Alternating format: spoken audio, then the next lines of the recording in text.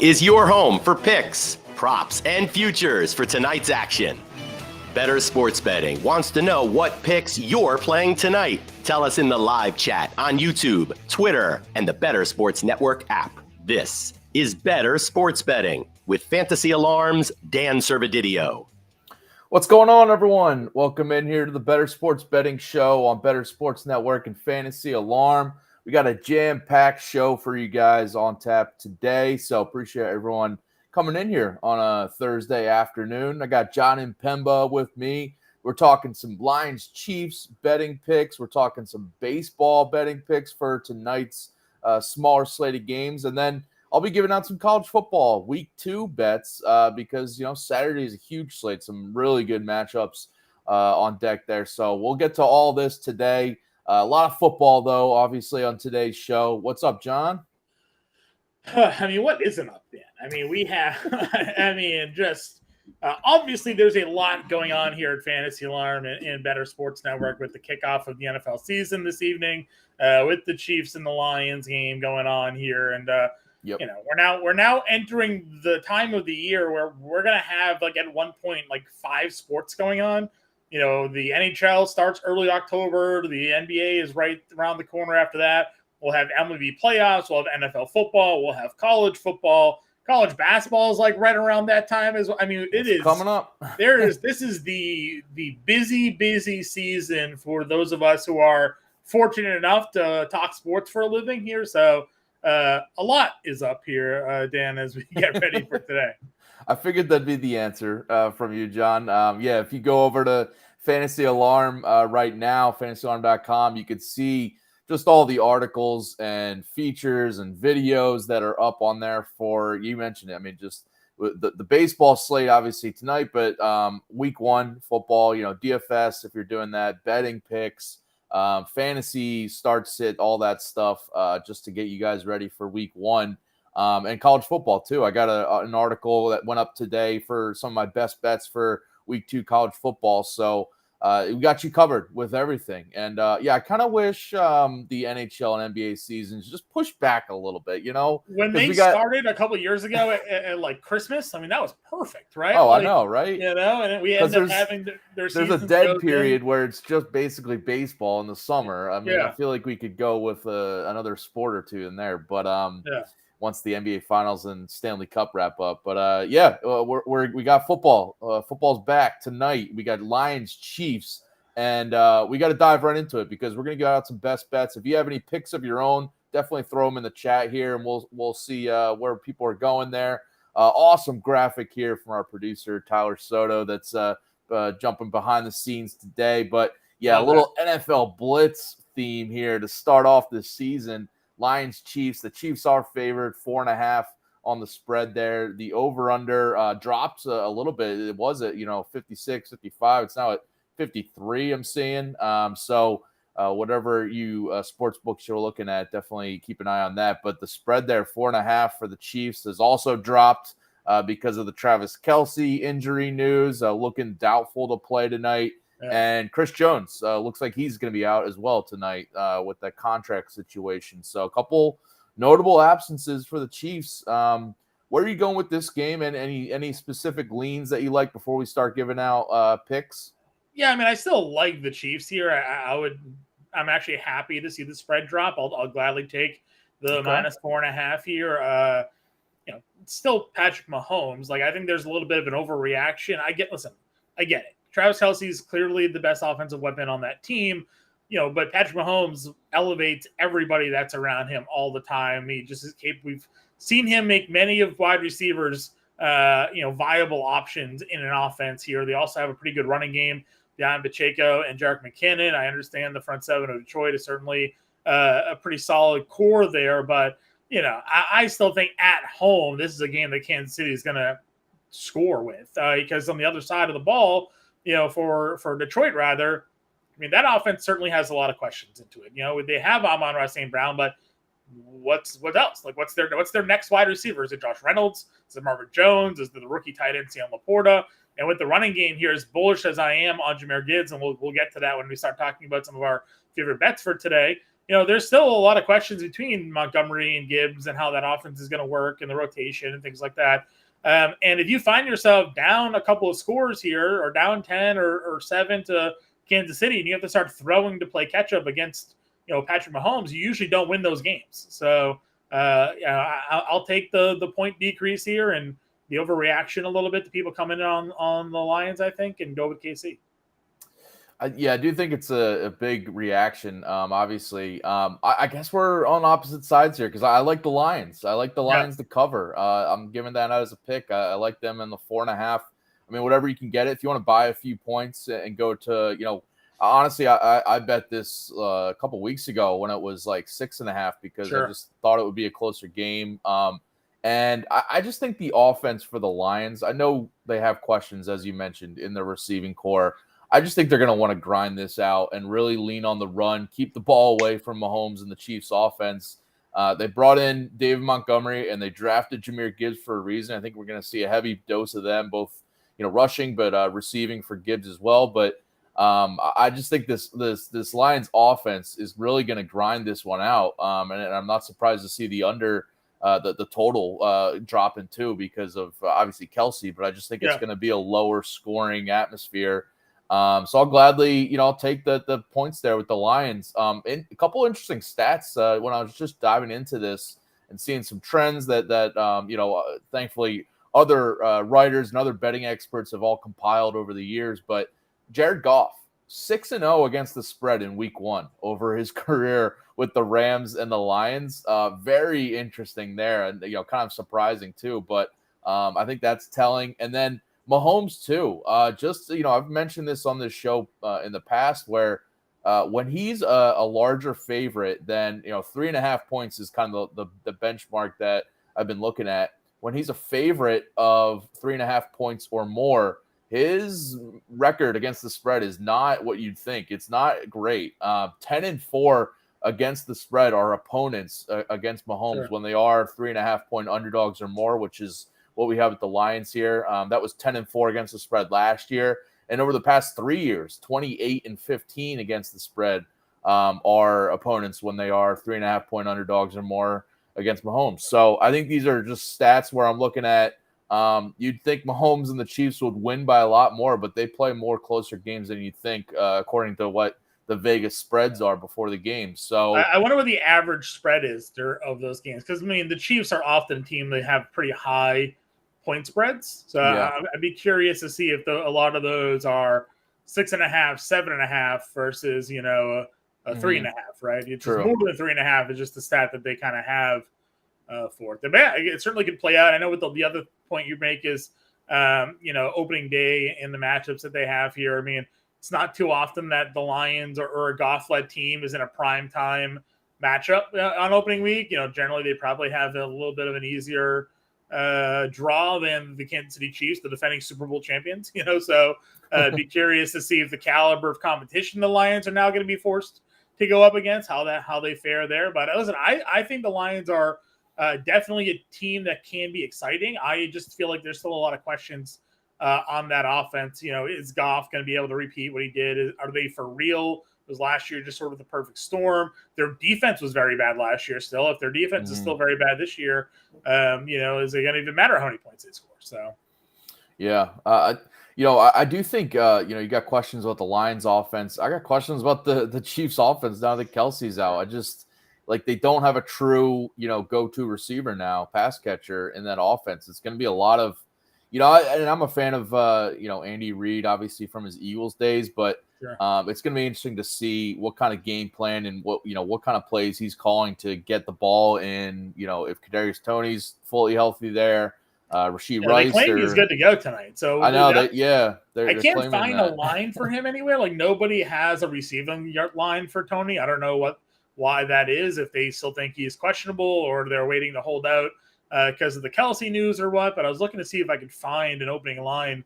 I found an opening line, but no active lines. An opening line had him for 37.5 receiving yards, but no book actually has a line out for Toney right now. Yeah, I wonder if once we get closer to kickoff and if he is officially active, maybe there's some lines popping up. So that might be something to look for once we get, an hour up until game time tonight. Game's at 8:20 tonight, so keep that in mind as well. But yeah, so and I think honestly, the Chris Jones loss on the defensive line it just can't be overlooked too. Sure. I think the Lions are going to want to take advantage of that and pound the rock on the ground game here. And that's one of my picks I'll throw out right now. I like David Montgomery over. You can look at over his rushing yards props. It's around 52.5, but on DraftKings you can get 50 plus rushing yards for David Montgomery at -140. I like that. Just a couple yards lower, but I still like his overs on his rushing. I think that the loss of Jones is notable here. But again, as I mentioned, I think the Lions are going to look to use Montgomery heavy as the lead ball carrier. We'll still see Jahmyr Gibbs plenty too, but I think in terms of rushing, I think Montgomery is the guy that they brought in. They signed him to a 3-year deal with Jamal Williams leaving. And I actually wrote up David Montgomery this pick in the Underdog Fantasy Picks article over on Fantasy Alarm. That's for free if you want to check that out. But I broke down a lot of stats, just kind of going back through last year, looking at when Jamal Williams got 12 plus carries a game. He was going over this 50 yards a lot. Yeah. More often than not. Same thing when David Montgomery was getting 12 plus carries with the Bears last year. He was also going over a lot, and that was with Justin Fields and Khalil Herbert taking away a lot of the production too. So I think here we're going to see, 15 carries or so from Montgomery. I think it's enough to get over his rushing yards props. So that's a pick I love tonight. Yeah, listen, I'm not going to argue with you. I think you're correct in the way that the Lions are going to try to at least approach this game from the beginning, and that's to control the clock, keep Mahomes out the field, and running the football is a way to do that. And yeah, they gave Montgomery $7 million, so that's no small amount of money for a guy to sign off of free agency, come in replacing Jamal Williams. And I know I've gone back and forth and mentioned, I think a lot of Jamal Williams' usage and production just had to do with the fact that DeAndre Swift was just incapable of staying healthy. But I also think the way this offense can be built together is with a lot of just, the old thunder and lightning they used to call, when it was the Giants. I think they had Brandon Jacobs and forgetting like the little small back that they had there. But bringing in Montgomery, bringing Jahmyr Gibbs, you can run them both out there and have a pretty effective running game.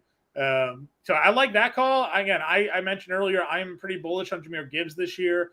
If a lot of, fantasy site projection, season-long projection places have Jahmyr Gibbs reception sitting where in like 70 receptions, 80 receptions on the year, which I've seen some places have him at, well, he's got listed for 3.5 tonight. So if he's going to hit 80 catches this year, he's got to have more than 3.5 a game. So I went over to the 3.5 catches tonight at -135 on DraftKings. And then I did an alt reception yards line here. Plus 50 or more yards for Jahmyr Gibbs receiving tonight at +230. So I kind of like both of those. Again, he's an explosive player. He's a guy that can take a quick pass and go 30, 40 yards. So I think they're going to, because they lack sort of that other wide receiver in that offense here tonight, they've talked a lot about using Jahmyr Gibbs all over the field. I'm going to buy into some of that coach speak here and think we can get over the Jahmyr Gibbs props tonight. Yeah, listen, I'm on board with that because that's basically correlated with my Dave Montgomery pick there, because I do think they're going to use Montgomery as the ball carrier. I doubt he catches any passes, maybe one or two, but Gibbs is going to be, the pass catching third down back for the Lions. There's reports and coach speak from saying that they're going to use him as like a slot receiver because, honestly, he's outside of Amon-Ra St. Brown.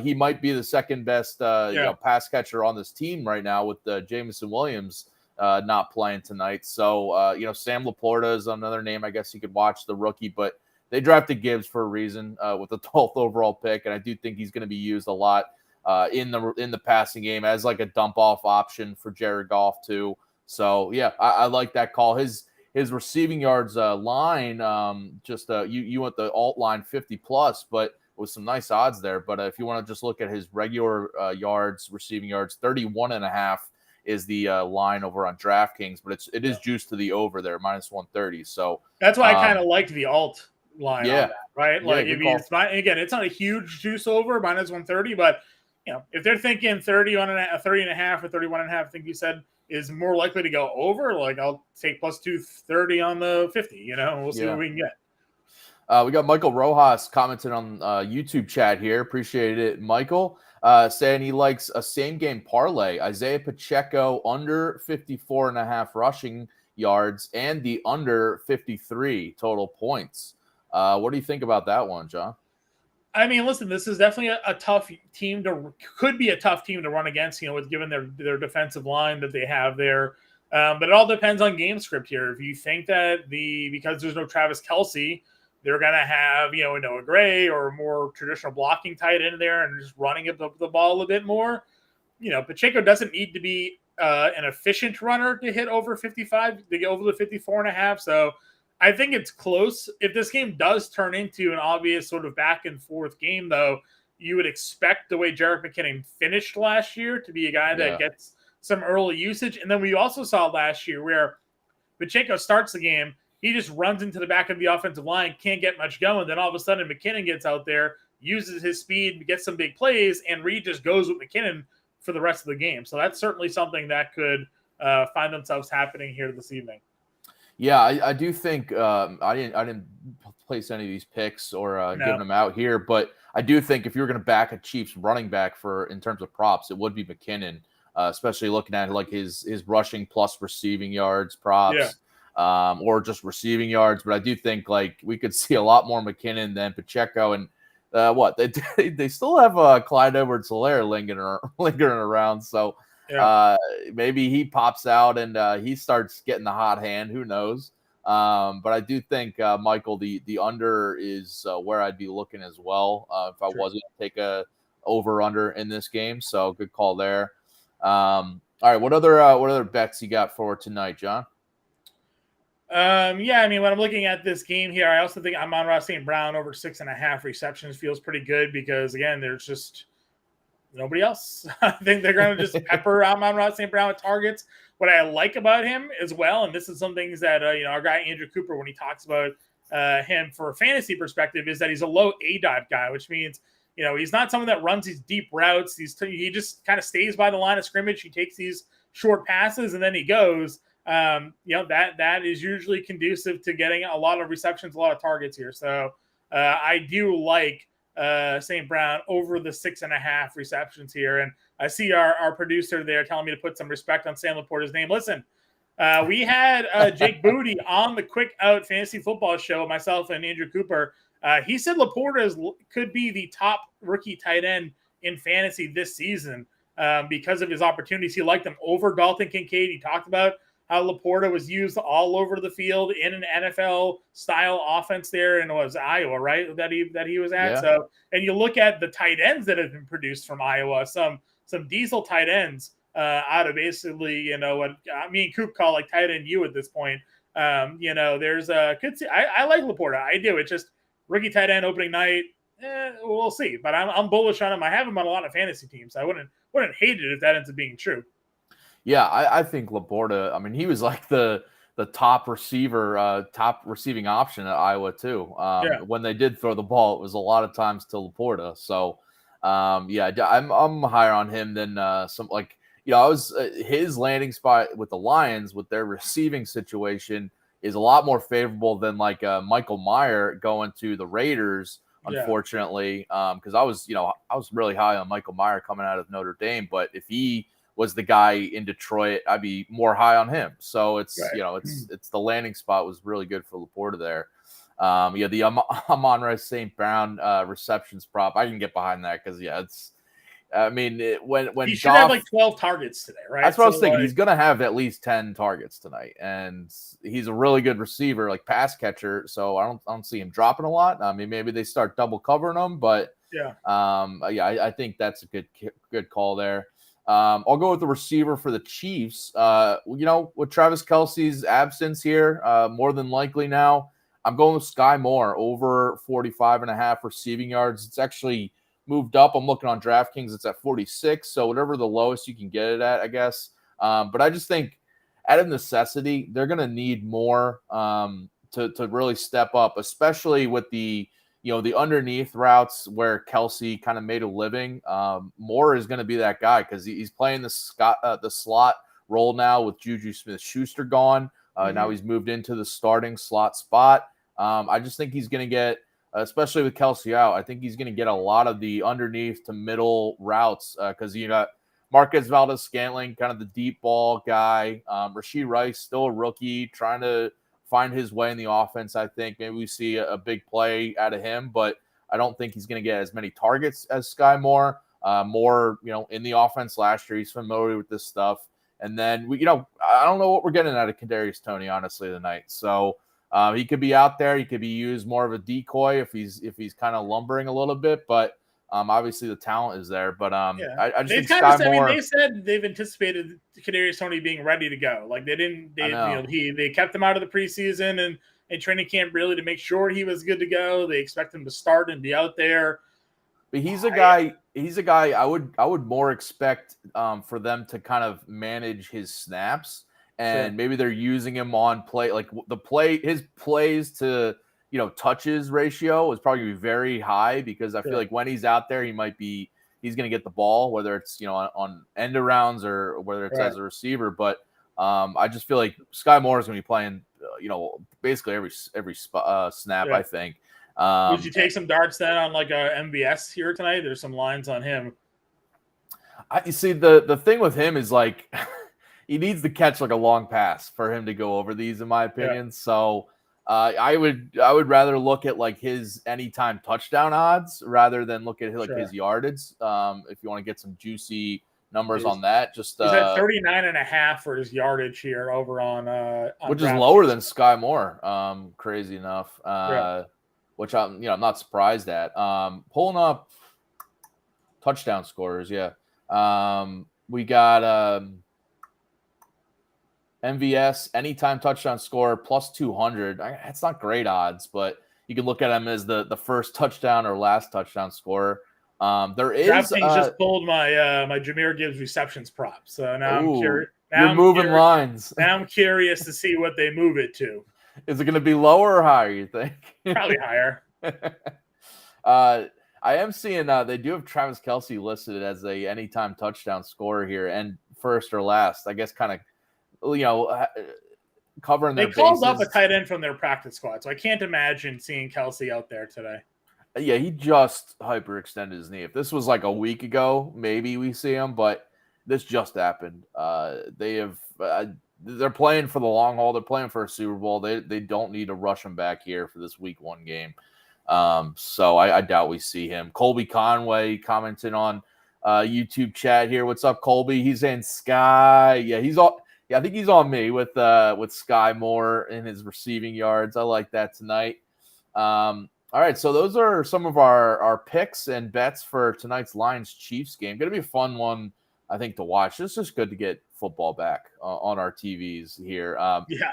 The only last Thursday we had some solid college football games, but tonight we have Louisville as massive 40-point favorites over Murray State. I will not be tuning into that. I'm not giving any bets out for that one, but it's good to get some actual NFL football here on a Thursday night. All right, let's look at some baseball picks because we got to get to some football, college football a little bit later. But I do want to remind you guys, Bettorcast Thursday Night Football is going live tonight. You can watch and play and win with Bettorcast.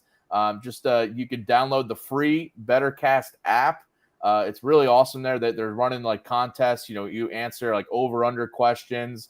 Some pregame questions are live in the app now, but during the game, some live questions like which team will score next. Will the Lions score a touchdown on this drive? Those kind of questions will pop up in there, and you can just play and you can rack up points. You win tickets. You win some authentic sports gear, signed collectibles, all that good stuff. So it's the free Bettorcast app that you can download and tune in and watch along while you're watching this Lions-Chiefs game to win some of the cool prizes and tickets over on Bettorcast. So get on that now before tonight's game. All right, some betting picks for baseball tonight. What is your one of your top picks tonight, John? Yeah, I went Dodgers team total over 4.5 runs. It's a -105. They're going up against Braxton Miller. We know the Dodgers have hit lefties really well this season. I'm surprised, honestly, it's that low in terms of like the money line there. The -105 line feels low for me, so maybe that's a little suspicious. But again, we've seen Mookie Betts and company here just beat up lefties all season long. So Dodgers over the team total 4.5 runs today. Yeah, and Braxton Garrett's a guy I think we both faded in recent weeks here because he's slipped a little bit. So, like that call. The Dodgers small money line favorites -122 if you're looking that direction as well. All right, one of my picks. I'm going with the Tigers Yankees over 8.5 here. You can get it. It was at 8 earlier, but -105 on FanDuel for the over 8.5. I just think this pitching matchup, it's Eduardo Rodriguez against Carlos Rodon. Maybe on the surface you'd think it'd be lower scoring, but Rodon's struggled since he has come back from injury. He's got a pulling it up now. He's got a 5.70 ERA, a 6.63 FIP too this season since return from injury. He's just not gone well for him. He's not the same pitcher as last year. I think the injury's still working him against them. The Tigers offense isn't great, but they do have better numbers against left-handed pitching overall this year, and especially lately, a 350 WOBA over the past 2 weeks against lefties. And the other side, I think the Yankees offense, this has been an offense we fade against righties and we target them against lefties because they are literally night and day when they face some southpaws. Over the past 2 weeks, 364 WOBA, 343 ISO against left-handed pitching, and Eduardo Rodriguez having a decent season, 3.11 ERA, but he's faced some offenses lately that can also hit left-handed pitching well, and he struggled.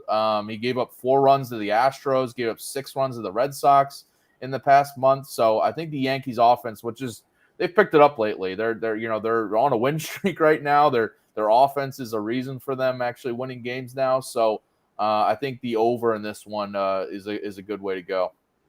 Yeah, I won't argue with you. Again, we kind of definitely like the Tigers here. And then, the Yankees, again, have guys that are starting to come around. Even you mentioned some of their players, if you look at their stat lines of the year, they don't look that great. But you look at their splits for lefties, they kind of carry it here. My next play here, kind of sticking with the Dodgers team total, I'm giving the Mookie Betts home run prop today. I feel pretty good about it. It's plus 290. I think Betts goes deep here again against Garrett. Again, just ridiculous numbers for Betts against left-handed pitching this year. It just feels like yet another great spot here for him just to continue his sort of back and forth battle push he has for the MVP. He's got a 410 ISO on the year against lefties, a 716 slug, a 450 WOBA. Those are just absurd video game numbers against left-handed pitching here. So give me the Betts home run at plus 290. Wow, throwing in a daily dinger, even though we're foregoing that segment today. But that's why I threw it in. I saw no daily dinger. I was like, I'll give it out anyways. I love it.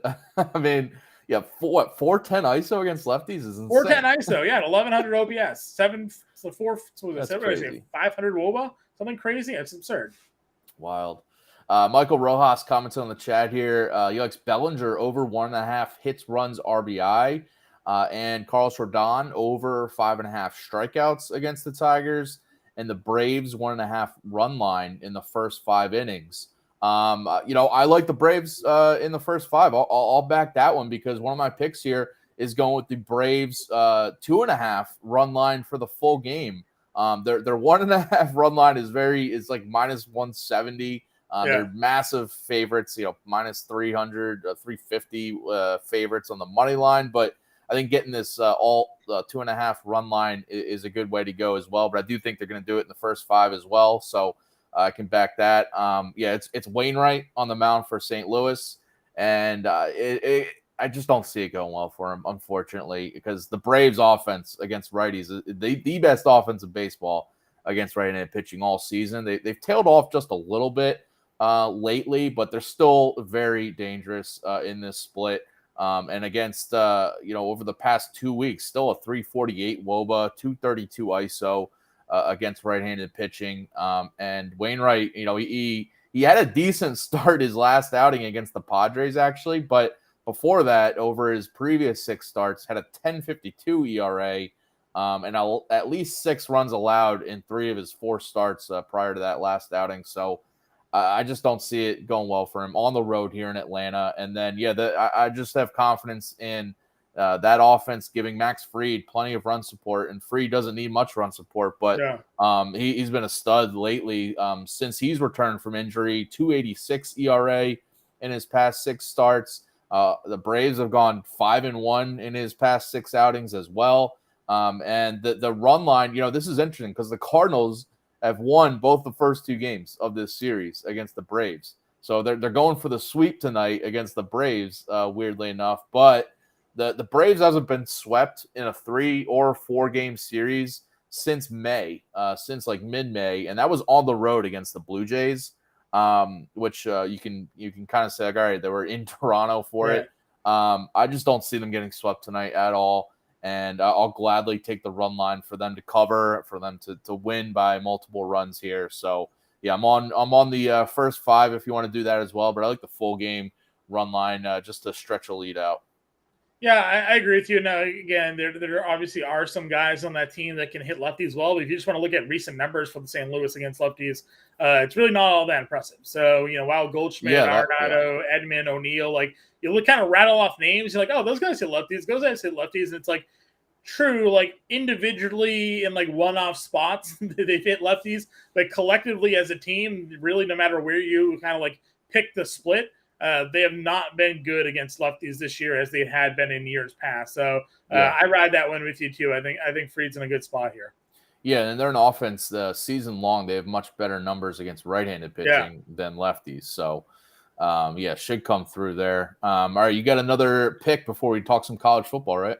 I do. I basically am giving you your pick of the board here for Julio Rodriguez tonight against Zach Little. Little, though, a right-handed pitcher. Numbers against righties this year are dreadful on the season. Righties have a .514 slugging percentage, 357 weighted on base, a 312 average against Zach Little here. If you go on like DraftKings Sportsbook and all them, like hits, runs, and RBIs for Julio tonight is +2 is at 2.5.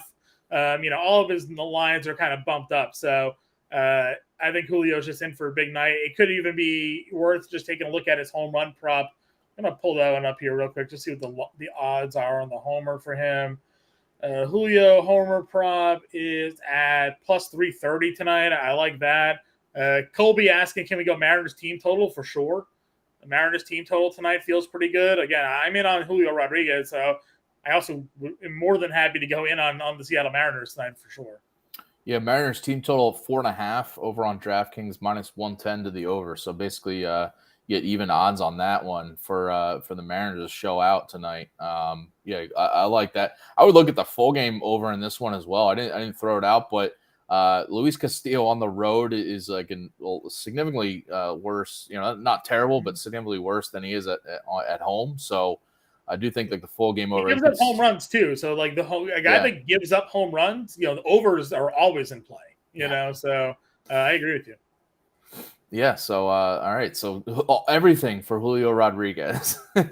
You're just covering all the bases. You can bet all of his props tonight. You pick your favorite, and I think that we go. I like that. So those are our MLB betting picks here for the day. It's time for our college football corner segment here, Dan. You've been giving us some great college football bets over the last couple of weeks. And right now, Bettor Edge, you compete against Dan in Servo 7 college football totals competition this weekend, powered by Bettor Edge. Make the most right picks in this free competition and get paid. Enter by signing up on Bettor Edge at bettoredge.com/better. Use promo code better to get $20 when you sign up and verify. No deposit is required. Dan, what do we got for some college football week 2 bets this week? Yeah, so that Bettor Edge contest, our producer Adam Bernard, he won it last week by going, hey, you just have to pick 7 games, over unders. You don't have to worry about spreads or anything. And there's a pool of like 21 games that you can choose from. So just pick 7 of your favorites, go over or under. You can win some awesome stuff over at Bettor Edge. So you can definitely jump in on that now before Saturday's slate. We'll remind you again tomorrow, but get on it now. Look through some of these, and I'll throw one pick out that I do like. Talking over unders. One of those games, because we got some big matchups here. Alabama, Texas is a huge one. Yeah. But one that's, I think really interesting, Utah versus Baylor. And this was a bet I gave out on college football best bets article I wrote up for Fantasy Alarm. So you can check that out. You can get it with the All-Pro subscription if you have it. But just kind of some cliff notes on this one. I do like the under here. I like the under 47.5. We have two teams with just weird quarterback situations. So Utah, you might have remembered last week, John, when we talked about Utah versus Florida. And successfully, I gave out the under for that game because Utah was coming in with their starting quarterback, Cam Rising. Look, he was doubtful to play. He did not play, so they went with their backup. And their offense just kind of went into a more run-focused, game-managing type of scheme there. Only scored 24 points. Their defense was electric, held Florida just 11 points. But their offense, for sure, was just – it's just less firepower with Cam Rising not in there and healthy. And even, he's questionable here. He's apparently practiced this week. It could play, but he's going to be limited. And he's a dual threat guy, can really break some long runs with his legs. But he's coming off a torn ACL from last year. I don't see him running a ton, even if he does play. But overall, I just think the offense is going to be more conservative, just especially on the road here, too. Going on the road to Baylor, I feel like they're going to want to manage this one. Even with Rising situation, they're full touchdown favorites on the road here. So they are expected to win. And I just think they're going to, on the offensive side, they're going to want to manage things. And their defense is, this is one of the best defenses in the country, and certainly in the Pac-12. But they really held Florida to not moving the ball well at all last week. Again, 11 points allowed in that one. And they get a Baylor offense here that's got a injury to their starting quarterback. Blake Shapen injured his MCL. He's out for this game. He's going to be out for the next couple weeks. And their backup, Sawyer Robertson, is just a notable step down in talent level. And I just think it's a huge loss in this Baylor offense being, just a threat at all, especially against this Utah defense. And when this backup, Sawyer Robertson, came into the game last week, and by the way, Baylor lost, bad loss to Texas State last week, 42-31. But when Robertson came into the game, he went just 6 for 12 through the air, had an interception and a fumble when he was out there.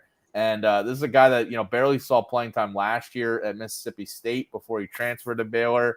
Just has a lot of inexperience, and the talent level is a big step down from their starter, Blake Shapen. So I just think this is going to be a very much lower scoring game. I don't think Baylor is going to score much at all. Maybe they break a long touchdown or so, but I just think Utah is going to manage this one just like they did against Florida. Took the under last week with Utah, taking it again here. So this is one of those picks on Better Edge that I'll give you. If you want to fade me, go for it. But if you want to back my reasoning, you can go for that too. But that's one of the big games on Better Edge. I will say, I'm going to give out a couple more here, but I have two bets on the college football article that I have over on Fantasy Alarm that's live that I'm not going to give out here because, it's behind the All-Pro subscription. You got to go get the All-Pro subscription and get my best bets. The Utah-Baylor one is on there, but I got to pick for Notre Dame against North Carolina State, which is an interesting matchup, and then Oregon at Texas Tech, also a really good non-conference matchup this weekend. So you can check out my picks for those games over on the Fantasy Alarm Best Bets article. One pick I'll go to, people might hate me. People might call me, soft for doing this, whatever. I'm going Nebraska against Colorado. I'm fading Colorado against the masses, going against the. Someone said that more money had gone in on Colorado this week than was all NFL games. Yeah, every NFL game put together. Yeah, look, people are hammering Colorado, and so the look ahead line, if you kind of go back weeks ago before we saw even Colorado take the field last week, Nebraska was favored by I think it was a touchdown. They were favored by a touchdown on the road here at Colorado. But again, the public perception of Colorado and the money coming in on Colorado has flipped this. Colorado's favored 3-point favorites at home now. And the total has also gone up a lot because we just saw Colorado's defense get torn up by TCU, but the offense for the Buffs is very good, obviously. So that total has risen too. But I'm fading Colorado here. I'm going Nebraska +3. I think Nebraska comes in here with just, now that they've seen what Colorado is, especially on the offensive end, I think they're going to have a really good game plan. Matt Rule, the head coach for Nebraska, this guy was a really good game planner when he was at Baylor. And as an underdog too, he was really good against the spread. 11-3 against the spread as an underdog at Baylor in the last 14 instances, going back a couple years ago when he was the head coach there. And Nebraska covered as underdogs last week against Minnesota. And I think that game, and it was a low-scoring game, a 13-10 final, but it was a game that they could have won. They lost by a field goal at the last second, but I think coming out of that, just being very much battle-tested already on the road is going to help them coming into this environment against Colorado. I'm just, I need to see more from Colorado. Their defense is a huge question mark still. I mean, this is still a team that gave up 40-plus points to TCU last week.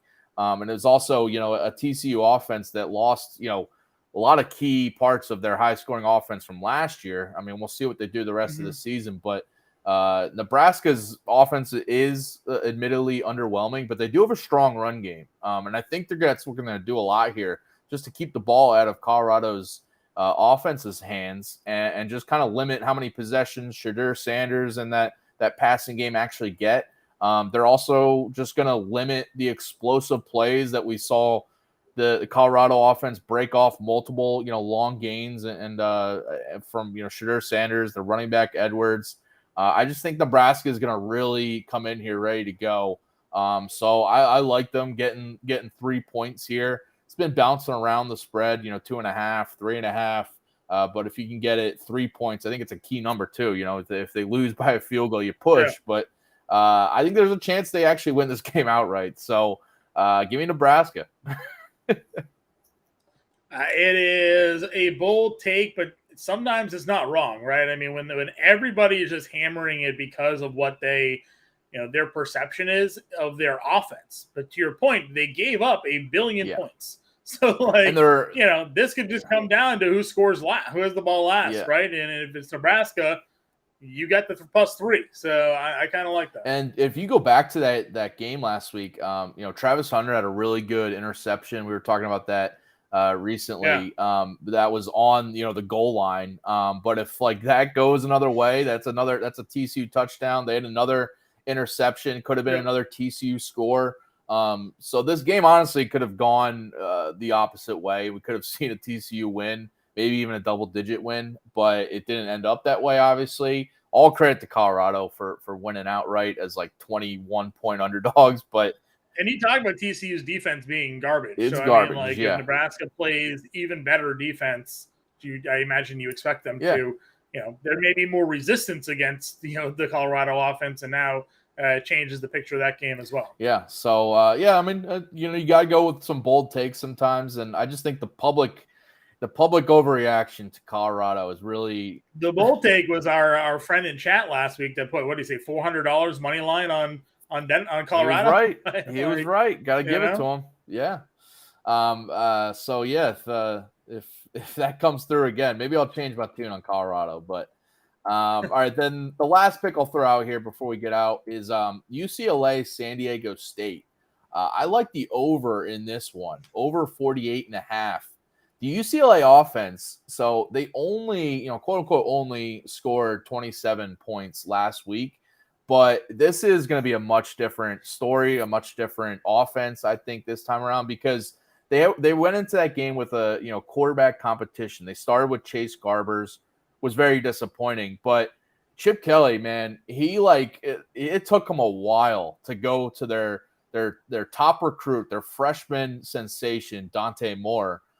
When he got in the game, though, he only needed a few plays to lead a touchdown drive in his first series in the game. Then he went back to the bench. Chip Kelly went back to Chase Garber as the starter, maybe to give him another chance Garbers threw a pick. Back in was Dante Moore. And Moore went on to launch a long touchdown pass right away to the talented J. Michael Sturdivant. And then UCLA, went all the way down in the next drive, almost scored again. Moore did throw a pick in the end zone, but that could have been another score. And then his next 2 drives were both field goal drives. So this guy came in and was instant offensive burst for UCLA. And you could tell the way the offense was humming. The guys were playing with a different vibe. Guys were very much playing with more confidence with Dante Moore under center. I think UCLA's offense is going to be a lot better this week. And I look at San Diego State. They just gave up 28 points to an FCS team, Idaho State, last week. They won the game 36-28. But giving up 28 points is not a good look in that situation. And if you kind of pencil in UCLA for doing more than that, I think we could see like 40-plus points alone from them. But on the other side, San Diego State's offense is pretty good too. They did score those 36 points, but going back to last year, they made a quarterback change to Jalen Maiden, and this offense has been a lot more efficient, a lot more dangerous. Their games have gone over more often than not with Maiden at quarterback than not. So I like the overall over here. I think 48.5 is a great time to kind of buy low because you'd think, the public perception of like San Diego State having a really good defense, maybe UCLA going on the road for this, maybe they struggle a little bit, but as long as Chip Kelly doesn't mess around and keep Dante Moore out of the game, then I got confidence in UCLA putting up points in this game going over. So yeah, those are some of the picks I got. Again, go to my article over on Fantasy Alarm. Check out some of my best bets for, again, Oregon, Texas Tech, really good game, and then Notre Dame, North Carolina State, and that Utah Baylor game as well. But just some really good games this weekend. Yeah, I'm excited. Anytime you give me something to do on a Saturday now, watch some football. I mean, I'll be in our Fantasy Alarm Discord anyways on Saturday, answering everybody's start sit questions, getting them ready for Sunday. But it's nice to have some college football I can throw on while also getting that out there for the people. Yeah, and I didn't give up a bet out for Texas versus Alabama. That's Saturday night. I'm just going to be sitting back and watching that one because I could see it going multiple ways, but it's going to be a really good game to watch. So if anybody's got any picks on that, let me know. But I'll be enjoying that game either way. Those are some college football bets. Again, we started this show talking through some Lions versus Chiefs bets and props for tonight's game. And, me and John gave out some baseball picks as we normally do. So good luck with everyone's own picks tonight. And we'll be back tomorrow, 4 p.m. Eastern. Me and Howard Bender will be breaking down the whole NFL Week 1 slate, giving out all of our best bets, props, everything for Sunday's games. But good luck with all your picks. Enjoy Lions Chiefs tonight. John, awesome as always. Thanks for coming in here. Yeah. And we'll see you guys later.